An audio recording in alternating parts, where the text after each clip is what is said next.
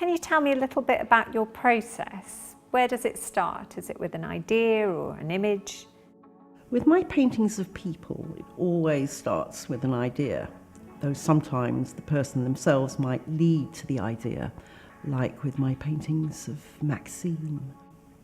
I then do a few scribbles, and I mean scribbles, just to work out the composition and the format.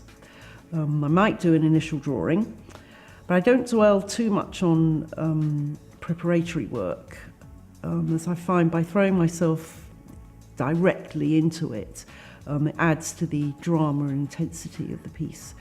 So a lot of the working out goes on the canvas itself. Your practice encompasses contemporary portraiture, narrative painting. What was it though that attracted you to portraiture? When I was at St Martin's School of Arts in the 80s, figurative painting was very unfashionable. People were still worshipping at the altar of abstract expressionism and minimalism, whereas I was obsessed with Courbet, Velasquez, Caravaggio, and of course Lucian Freud. I wanted to paint people I knew. Isn't it true that historically portraiture or oil paintings were the preserve of the upper classes and then the upper middle classes?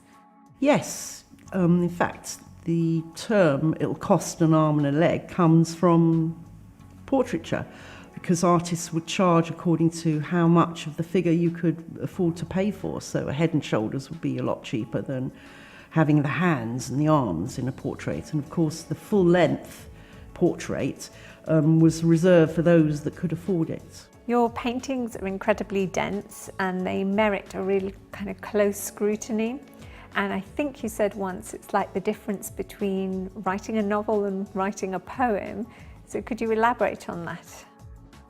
Yes, a painting is like a poem because it is a highly condensed, distilled entity which requires a lot of thinking. The best one wants to continually revisit as we dwell on the arrangement of the words. And it's the same with a good painting. A good painting can create a stasis in which we can get lost in the visual and the symbolic simultaneously.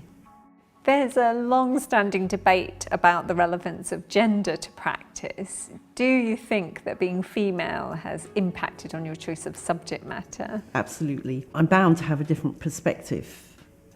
When I paint women, I don't set out to paint the passive vessel or a victim. Also, as women, particularly once we have children, our concerns are different. Our freedom to express those concerns are different. I always felt I've been juggling between the demands and boundaries of family and the outside world. How many contemporary male painters paint about divorce and family dysfunction and gender dysfunction and sexual paranoia? I don't know of many. If you had to sum up your practice, what would you say? I would say I have been painting the same painting for 30 years. The content is the same, really. Each one leads me to make a better one. As yet, I haven't cracked it. I'm never satisfied with a painting.